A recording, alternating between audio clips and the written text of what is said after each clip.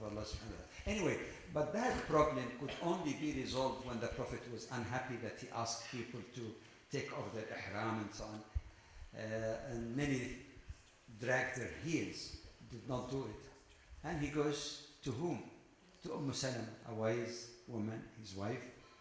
And she gave him a suggestion and said, you go out, you start taking your ihram, they will do it. And it resolved all this crisis. So in that sense, Salama in modern terms was like, you might say this, the chief advisor of the head of the state, chief of staff, more than chief of staff in fact, and the very most intimate and major consultant to the head of the state.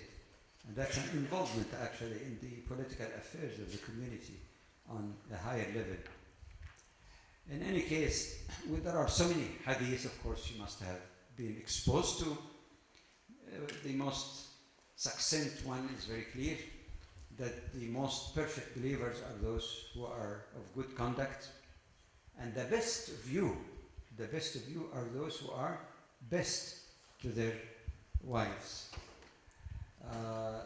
When some of his wives were asked about what kind of life did the Prophet ﷺ conduct in his household, they say he was like any one of you. In one narration it says he milked his own goat or sheep and mend his shoes or clothing. I don't know how many men here can replace a button from their shirts. Always the way the Prophet did it himself, sallallahu alayhi wa sallam. Amazing. And another narration, يكون في مهنة أهله. He would be just helping in what we call today the household chores, cleaning the house or helping in this or that. But when the azan is made for salah, he makes wudu and goes out. Finally, there is nothing that is more expressive than the hadith narrated on Aisha radiallahu anha, that she said, hadith here is not the word of the Prophet, the word hadith is used in a variety of meaning. Anyway, when she was asked about the character of the Prophet sallallahu alayhi wa sallam, you remember the answer, كَانَ خُلُقُهُ الْقُرْآنِ. His character was the Quran. Everything kind, merciful, courteous, good, moral that you read in the Quran, it was all embodied in the Prophet sallallahu alayhi wa sallam. And by the way, the witness or testimony of wife is much more important than friends. You know? She's close enough. A person appear his best to his friends, but the one who's living close more and more are the ones who are exposed more, both on both genders actually, exposed more to the weakness and faults that are not apparent to other people. So a testimony from a wife really, indeed, actually takes very high marks in evaluating the character of the person. I hope those who apply for jobs do not recommend to their employer, check with my wife. Many cannot dare do that, doesn't it? All right. As a father and grandfather, you can put it in a few words, even though the words cannot capture everything. Love, mercy, and care. As a human being, even though he's the Prophet of Allah and the closest to Allah, that when his son Ibrahim dies and the Sahaba notice that the tears are flowing from his eye, and then he tells them, the eye shed tears and the heart grieves. We don't say anything except that is pleasing to Allah, and indeed we are so grieved for your departure, O Ibrahim. Fatima radiallahu anha was the apple of his eye in a society that marginalized the female. Have the history all known. But he makes it a point in public when she comes that he stands and kisses her. Oh, imagine kissing your daughter in public. You know, I remember somebody was telling me that in Eid prayer, the Khatib said, now go and hug your daughter and wives, and so on. And one daughter came to one brother almost with tears in her eye, to the Imam, maybe. Jazakallah khair. He said, what? He said, this is the first time in 15 years that my father hugged me. So that's still continuation of the pre-Islamic period in the mind of some people. To stand up in front of people and kiss her and honor her like this is quite revealing about his attitude towards his children, but more particularly the females in general, his daughter. He used to play with Hassan and Hussein, radiallahu anhu, so much. He kisses them, pat them. And one time he interrupted his khutbah from the pulpit because one of them was stumbling and went down to carry him. But you know, there are a kind of things that really amazed me. Imagine the Prophet ﷺ, imagine your mind, goes on the floor, hands and knees on the ground to make himself a horse, and let Hassan and Hussein ride over his back. And then he walks with them, you know, making himself a horse, and tell them, نعم الفارسان أنتما ونعم الفرس تحتكما. What a wonderful riders you are, and what a good horse underneath you. The Prophet of Islam, the one who changed humanity, the history, the course of history for all. Subhanallah, it's amazing. And guess what? I love that picture because it reminded me with the action of the Prophet ﷺ. So I put it without words. I got it in the email. Because something similar happened to the Prophet ﷺ. This is very cute. I love it. I love it. And she seemed to be smiling and so happy with her ride. That's exactly what happened to one of his grandchildren, Hassan or Hussein. Some narrators say maybe they were close in face together. That the Prophet ﷺ one time was leading the prayer, and here comes one of his grandchildren right over his head. So he's in sujood, so they ride some similar to that little girl. And the Prophet ﷺ stayed long time in the sajda. After he finished the prayer, the Sahaba were wondering, you know, why did it take you too long? And they were worried something happened to the Prophet. And he says, no, he said, my son, the Arabs sometimes use son for grandson also. My son was riding, having a ride, and I did not want to interrupt his ride. Imagine some parents, didn't any of you guys take him off my head or my back or something? Let him enjoy his ride. And that's in the intimate act of worship. I love that picture. As a son and relative, we find him weeping at the grave of his mother, even though, you know, she died when he was still 6. Visit the grave of his father that he never saw before.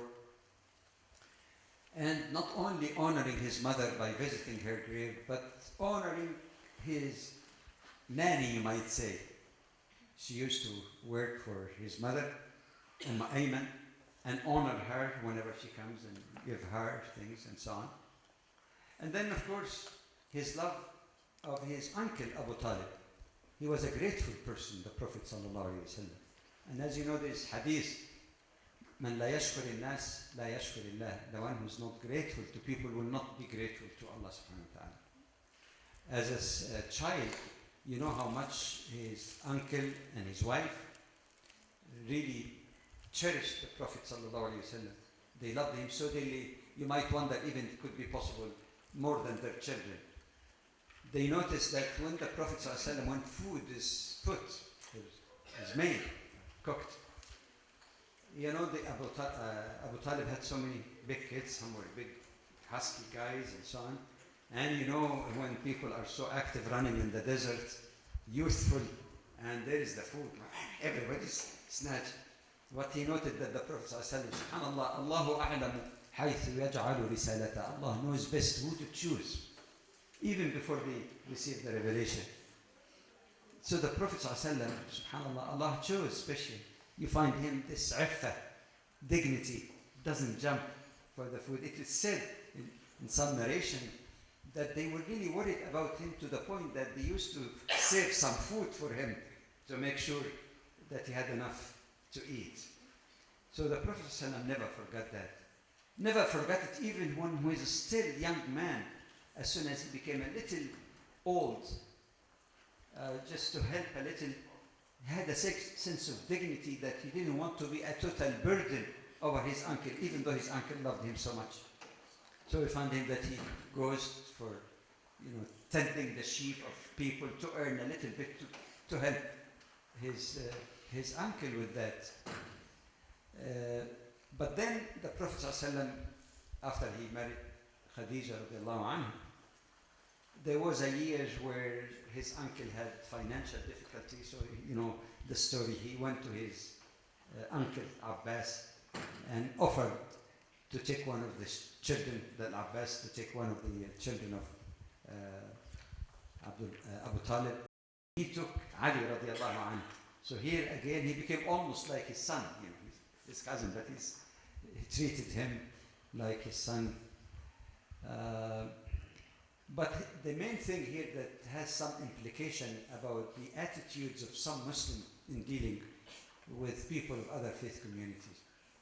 Nobody disputes the fact that the Prophet ﷺ loved his uncle so dearly and kept trying to give him the greatest gift that anyone can provide, to guide him, even on the deathbed of Abu Talib. A word, say it, I can argue for you before Allah subhanahu wa ta'ala to invite him to Islam. Anybody suspect that the Prophet didn't love his uncle? Yet we find some Muslims today think that hating a non-Muslim, regardless whether you talk about peacefully coexisting person or fighting, you cannot be put in or lumped in the same. A good, decent colleague, neighbor, that to hate a non-Muslim raises question about your iman even. Not that you're doing something wrong, your iman, there's something wrong with it. And just categorically think that you get closer to Allah by hating. And sometimes they abuse texts. Certain texts are interpreted to support what they say. And here is the Prophet ﷺ. Loved his uncle, but he did not love him for his kufr or continuing to be idol worshipper. You see, I heard this once from a scholar that I gave a paper, and he was supporting me when I was saying that there's nothing wrong of loving a non-Muslim, but for the good reason. So he commented, he said, Ibn al-Qayyim said that there are 4 types of feelings or love of a non-Muslim.